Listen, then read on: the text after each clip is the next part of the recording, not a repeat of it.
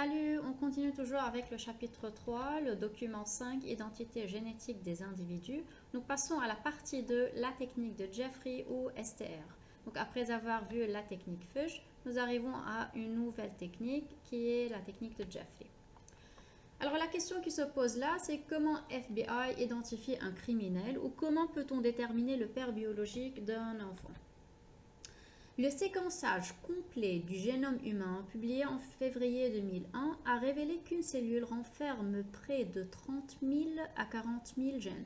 Donc le séquençage, c'est le fait de séquencer l'ADN, de savoir séquence par séquence de quoi est-il formé. Nous avons trouvé qu'il renferme près de 30 000 à 40 000 gènes. À un locus donné, c'est-à-dire emplacement sur le chromosome, l'emplacement du gène, chaque gène possède deux allèles qui peuvent être soit identiques, soit différents. Vous savez, parce que chacun des chromosomes homologues va porter un des deux allèles.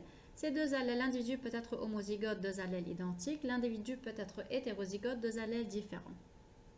En considérant qu'un gène existe dans la population sous forme de deux allèles, soit grand T et petit t uniquement, au lieu de plusieurs, comme c'est le cas souvent, vous savez que nous avons parfois des gènes qui sont polyalléliques, c'est-à-dire qui renferment, qui possèdent plus que deux allèles, comme le gène de la couleur des yeux par exemple. Nous avons le vert, le bleu, le marron, le noir, etc. Donc là, on réduit le cas à deux allèles seulement. Un individu peut alors avoir deux allèles identiques parce qu'il possède deux chromosomes homologues. Alors, il a deux allèles qui peuvent être soit identiques. Dans le cas où nous avons deux allèles seulement pour le gène, ça peut être soit deux allèles dominants, grand T, soit deux allèles récessifs, petit t, ou bien deux allèles différents, l'individu est hétérozygote, grand T et petit t. Mathématiquement, il existe donc trois combinaisons alléliques possibles par gène. Parce que les voilà, la première, la deuxième et la troisième des combinaisons. Supposons pour simplifier que cet individu possède seulement 500 gènes au lieu de 30 000 à 40 000 gènes. Avec deux allèles pour chaque gène plutôt que plusieurs, mathématiquement, il peut avoir 3 à la puissance 500 combinaisons possibles des différents allèles. Je ne vais pas expliquer les détails mathématiques là, mais c'est comme ça qu'on calcule les combinaisons. Donc, combien de combinaisons alléliques possibles, combien de gènes, et voilà, on les fait à la puissance. Cela montre que la probabilité que deux individus, excepté les vrais jumeaux, c'est-à-dire sauf les vrais jumeaux, aient le même génotype est quasiment nulle. C'est-à-dire qu'on ne peut pas avoir deux individus qui ont exactement le même génotype, sauf les vrais jumeaux. C'est pourquoi on est capable de détecter les différences entre les individus en analysant les gènes qu'ils possèdent par différentes techniques. Donc, je passe à cette technique qui est l'empreinte génétique. Et là, je distingue entre empreinte génétique et empreinte digitale. Attention, l'empreinte digitale, c'est là, c'est-à-dire fingerprint en anglais. C'est votre empreinte du pouce, de l'index, des doigts, c'est-à-dire, qui peut distinguer un individu d'un autre. Nous n'avons pas la même empreinte digitale. Et attention, cette empreinte peut changer avec le temps, avec l'environnement, c'est-à-dire à quoi je touche, est-ce que j'utilise beaucoup de produits chimiques qui peuvent changer mon empreinte digitale ou non. Et cette empreinte digitale n'est pas la même chez les vrais jumeaux même. Pourquoi? Parce que je viens de le dire, l'environnement peut changer cette empreinte digitale. Alors que l'empreinte génétique, c'est ce que vous voyez là, ce que vous avez vu dans le document 4 comme la RFLP. Ça montre les gènes, certains gènes, c'est-à-dire de chaque individu. Et je peux comparer deux empreintes. Là, voilà par exemple cette première empreinte pour un premier individu, cette deuxième empreinte pour un deuxième individu. Vous remarquez qu'elle est la même. Donc, je peux dire que si ce sont deux individus différents, ce sont des vrais jumeaux. Ou bien si je cherche un criminel, par exemple, avec... là, j'ai mis dans ce puits de l'électrophorèse la cellule provenant d'une scène de crime. Je peux dire que cet individu testé là, c'est lui qui est le criminel. Parce que voilà, l'empreinte génétique, les gènes, sont exactement les mêmes. Alors que là, j'ai deux individus qui sont complètement différents. et je peux dire peut-être qu'ils sont apparentés, qu'ils ne sont pas apparentés, dépendamment de l'empreinte génétique qu'ils présentent. L'empreinte génétique, c'est une technique découverte en 1980 par Sir Alec Jeffrey. Elle a été découverte, il a découvert donc ce qu'on nomme les empreintes génétiques. Actuellement, c'est divisé en deux techniques différentes. La technique 1, c'est la RFLP que vous avez déjà vue. Vous pouvez voir le lien mis dans la description pour cette technique que j'ai expliqué dans le document 4.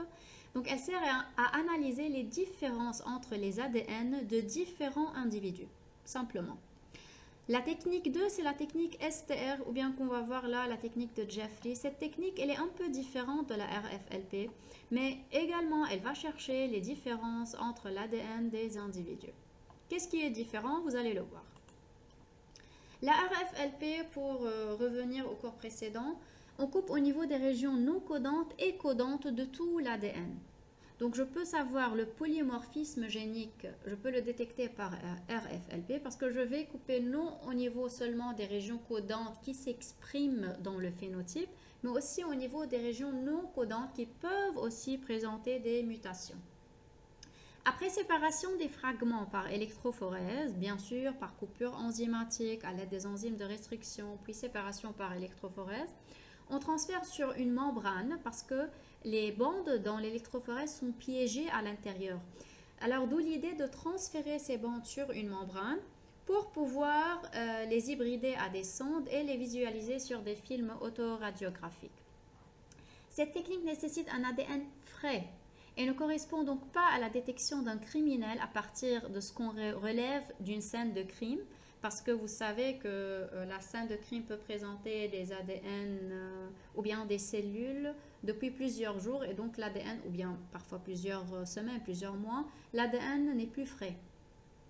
Et je ne peux pas aussi l'utiliser pour identifier un cadavre, parce qu'un cadavre peut dater des millions d'années parfois.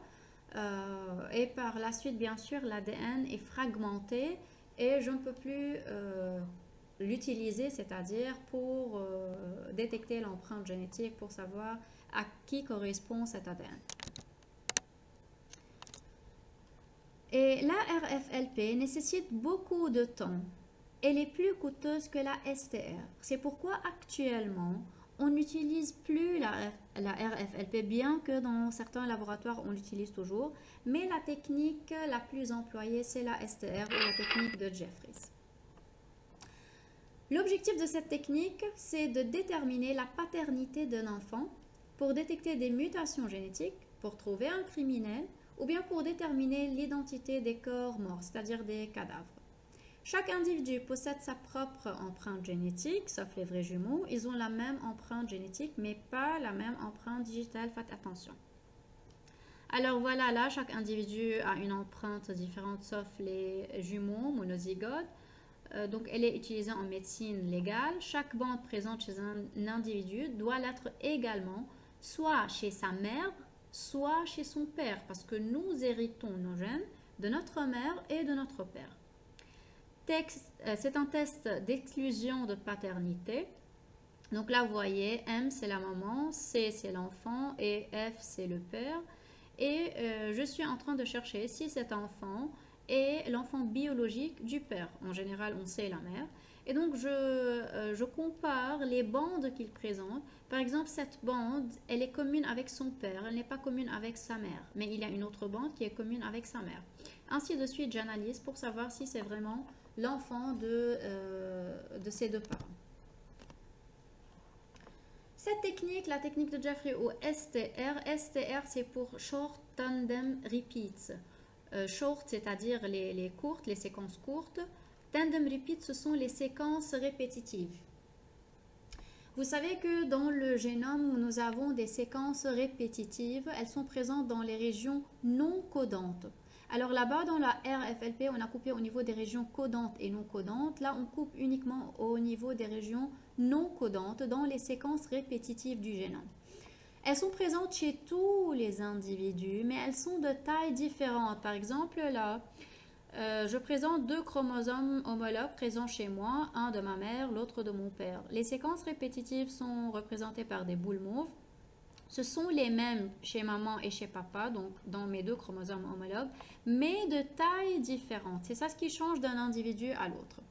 Les séquences qui précèdent et qui suivent les séquences répétitives sont les mêmes chez tous les individus. C'est ce qui me permet de dire, voilà, c'est ça la séquence répétitive, elle est présente là. Parce que avant et après, ce sont des séquences qui sont les mêmes chez tous les individus. Donc, elles peuvent être facilement détecter les séquences répétitives chez n'importe quel individu. Je répète, ce qui change d'une personne à l'autre, c'est la taille de ces séquences. Alors, dans cet exemple, voilà, vous avez 9 séquences répétitives. Là, ce qui est en vert, rouge, bleu, ça représente, et en jaune, ça représente les différents nucléotides. Donc, vous avez une répétition là, vert, rouge, bleu, bleu, rouge, 9 fois. Elles sont répétées ces séquences. Et ce qui est en bleu, ce sont les séquences avant et après cette séquence répétitive. Par contre, dans le deuxième exemple, nous avons 5 répétitions de cette séquence. Voilà, vert, rouge, bleu, rouge. C'est la même séquence répétitive, vous avez remarqué? Oui, mais le nombre va changer, le nombre de répétitions. Et les séquences qui précèdent et qui suivent cette séquence répétitive sont les mêmes. Si vous comparez les couleurs que vous avez là et là, ce sont les mêmes avant et après. Donc, tous ces détails ne sont pas demandés à retenir, à mémoriser. C'est juste pour les curieux qui aimeraient comprendre pourquoi on a différentes nominations pour presque les mêmes techniques. C'est juste ça la différence. C'est où je coupe, à quel niveau. Donc là, au niveau de cette technique, je coupe au niveau des régions non codantes seulement. Et donc, je cible les séquences répétitives du génome. Cette technique fonctionne correctement tant que les séquences répétitives sont intactes, même si le reste du génome est fragmenté. C'est pour cela que je peux l'utiliser en cas d'ADN non frais, c'est-à-dire même si l'ADN est fragmenté, ça me suffit d'avoir des séquences répétitives intactes, saines et sauves. Et après avoir réalisé cette coupure à l'aide des enzymes de restriction, on réalise ensuite une PCR pour amplifier l'ADN, pour amplifier ces séquences répétitives, les faire passer sur électrophorèse et pouvoir les visualiser. Donc, je vais passer maintenant à une vidéo qui vous montre les étapes de cette technique de Jeffrey et ensuite on va la voir dans les documents et savoir comment lire le résultat final parce que c'est tout ce qui est demandé de vous.